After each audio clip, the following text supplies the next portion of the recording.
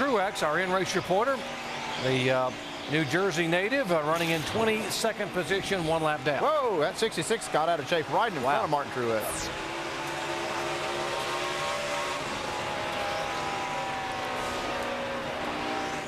Back up front, the 99 car is quick, but there is somebody even quicker. Mark Martin's been stalking Carl Edwards, but they're trying to work all this traffic.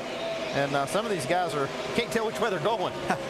Yeah, it makes it interesting, but as we've said before, it makes it more difficult if you're the leader trying to get to these guys first. And you know, most of these cars are more than 1 lap down, but these guys that he may be catching that aren't, give him a little bit more of a problem. So that allows Mark to catch up just a little bit. You saw there's been 84 races since Mark Martin's won a race, but I'll guarantee you, he hasn't forgotten what it feels like. He wants this one bad. He does. If you can see Carl Edwards right there slip just a little bit. You can see the back end of his car wiggle just a little bit, but we say that a lot about Carl, and he goes on and wins the race. Here's the 17 car. We told you it hasn't been as long, only 27 races on his winless streak. Mike.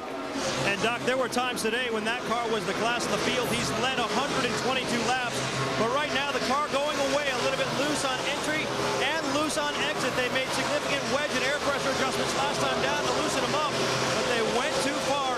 In his words, he says, "We've killed it." Well, he's running third. I don't know how much they've killed. He might have talked about his chances to win the race. They might have taken that away at this point in time.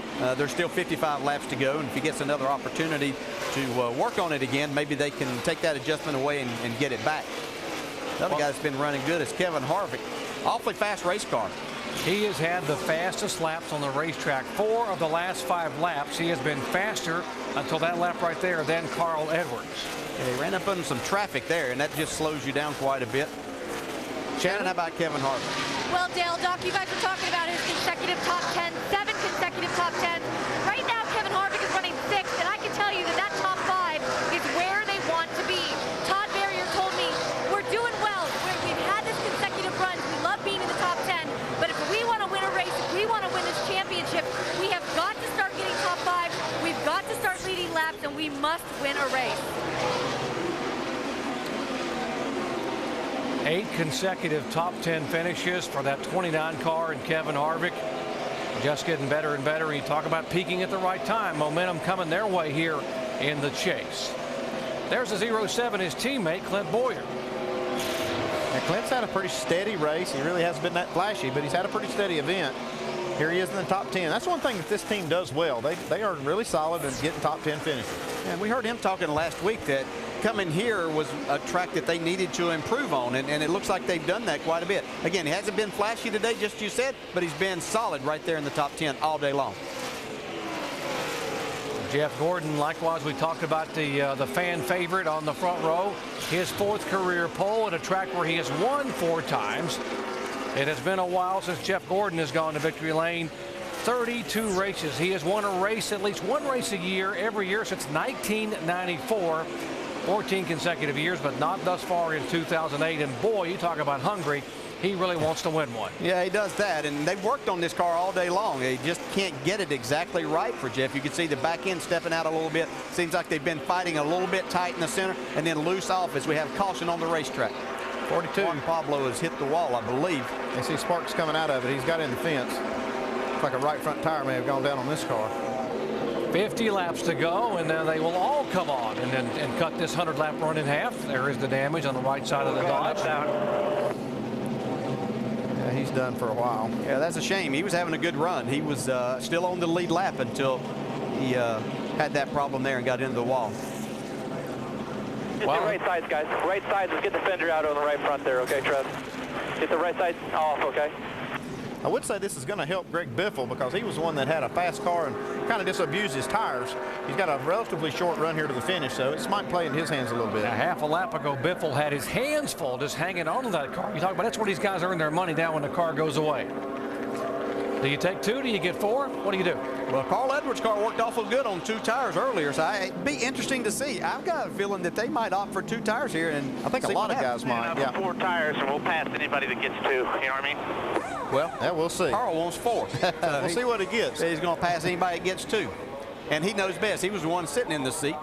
As you mentioned, DJ, he's got a great race car, so those 2 tires look really good on his car. Yeah, and his pit crew's been good, so yeah, pretty good adoption there, I think. There's still 49 laps to go, so 4 tires might not be the bad plan, but you might see somebody get 2 right here. Here they come. Money stop, and the chase is on. Let's go down to pit road, Mike. And Matt Kenseth looking for a little bit more traction off, but doesn't want to hurt the middle. He says that last run, the car was completely out of control. The right rear just skipping across the racetrack. They're going to make a track bar adjustment and put the tires back to the pressures where Matt liked him earlier in the race. Jamie? And once again for Mark Martin, the 8 car, 4 tires, no adjustments on that car. He was thrilled with it last time. Carl Edwards on the bottom of the screen. They took right sides only. They opted for 2 tires. It worked earlier. Dave?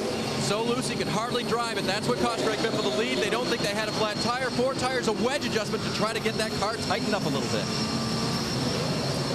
Race off of pit road. Biffle gains a spot. Kenseth by will lose a position on pit road. Newman up 8 spots. Bowyer back 2. I guess the crew chief won out on that decision there, huh? Because we heard Carl Edwards say he wanted 4. He'd pass anybody that got 2. He ended up with 2 tires. Well, his car really was fast early in the race on 2 tires. I'm sure that's what they were looking at. I guess they told him he was going to get 2. He could take off when he wanted to. So. I had Earnhardt do that to me one time. He came in to get 2 tires. He said, I'm sitting here till I get 4. In other words, we'll see how this works. If it works like last time, we'll have no worries. Yeah, 10-4. He says, yeah, I've once got to get this done. Yeah, everybody behind him's got 4 except for, I believe, Ryan Newman took on 2. So after what's been a long afternoon of racing, a very difficult one for some drivers, we come down to the final moments of today's NASCAR Sprint Cup Series event in Dover, a day that will have a significant impact on the championship and a day in which we still have a lot to be decided as Carl Edwards' team plays a little strategy on this final pit stop. Throughout the race, we've seen people like Kyle Busch go to the garage with engine problems, Denny Hamlin in and out of the garage with mechanical troubles, Dale Earnhardt Jr. a flat tire, so all of those drivers losing significant ground in the championship today. Meanwhile, Carl Edwards and Jimmy Johnson, who started the day tied for the point lead, and Greg Biffle, last week's winner at New Hampshire, who was 3rd in points starting the day, are the top 3 drivers on the racetrack. Are 3 of the top 5 drivers on the racetrack as we get set to go back racing for what will be a final 47-lap sprint to the finish. Let's check in some of the front runners' pits. Jamie? Well, Carl Edwards, they opted to take 2. How you feeling right now, Bob? You know, we did it earlier with the only one on pit road to do it, so it's kind of nerve-wracking a little bit, but it ran well the first time. We'll see how it holds off the boys. If not, you know, we'll do with what we got, I guess. He's saying it was like a switch. His car got really loose. Are you guys concerned about that at all? Well, we tightened up a little bit on this pit stop here for that, but yeah, it was a little odd. It got real loose on us. So. We'll see if that decision works, Mike. Matt Kenseth a little bit unhappy over the course of the last run, but you just made some more adjustments. How close do you think you've gotten the car to where it was at the beginning of the race, Chip? Well, over the course of the race, it was tightening up as we were trying to free him up to get it to roll the middle faster for him. Went a little too far on that last stop, so hopefully this will be back the way he likes it. Do you feel like you have anything for the leaders right now? I'm sure we do. Matt's driving the car. Dave? Mike, Greg Irwin had to sit through that last run knowing his driver was in trouble. Did you determine there was a tire down or not, Greg? No, all the tires are up. All the tires are up. I think we just caught a cloud or a track change or something's down. I think we had a few out there running in that group that were getting pretty free. So hope we didn't over adjust here for the last 40-some laps. But everybody's doing a great job. Pit crew's is doing a heck of a job keeping us in it, and Biff's hanging on. And he's hanging on to a car that hopefully doesn't turn quite as bad as it used to. Shannon? Yeah, down here with Chad Knaus right now, you guys had some great strategy earlier in the race. Do you have anything for those 3 cars in front of you right now? I don't have a word what you said, to be honest with you. I'm sorry, but you know, the team's been doing a really good job today. We've had great pit stops. We're just off a little bit. The Roush cars seem to be a little bit better than what we are. You know, that happens from time to time. They got something figured out here for sure, even since the last time we were here. But Lowe Chevrolet's running great. You know, we'll see what happens. All right, thanks, Chad. 4 tires for most of the leaders with the exception of Carl Edwards. The air pressures going back where they were when the 17 was a dominant car at the midpoint of the race. There's the 44 car, and misfortunes in the pits for him. He was pitting out of the box and they held him a lap, and what a killer for David Rudiman, who had driven so well all day long. That's just a terrible thing to happen this late in the race after working so hard to get in position. But the rule is if you pit out of the box, it is a 1-lap penalty. 5 car did get the free pass. He'd been hanging right there. Good effort by Casey Mears to stay right there as the first car lap down, and he gets the benefit of getting now back on the lead lap. Edwards has 2 tires fresh. The 8 car of Mark Martin has 4 fresh tires, and there's a lot of people who believe that when you put 4 tires on an 8 car with Mark Martin, he is the guy to beat. The one problem he's going to have, though, is Greg Biffle's got 4 also, and he's been fast on these restarts. And Carl Edwards didn't seem totally thrilled that he only had 2 tires there, so be interesting to watch. Bob Osborne hoping his driver 99 can hang on because he made the call to put 2 instead of 4 on. Let's see if he can hold off the 8 and the 16.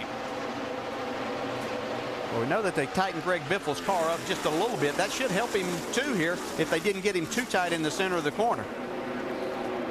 Mark Martin put a lot of pressure on Carl Edwards here. Yeah, he's stalking him right now. He knows that this is the time, just as we talked about earlier, this is the time to do it. We see Matt Kenseth try to go around Greg Biffle.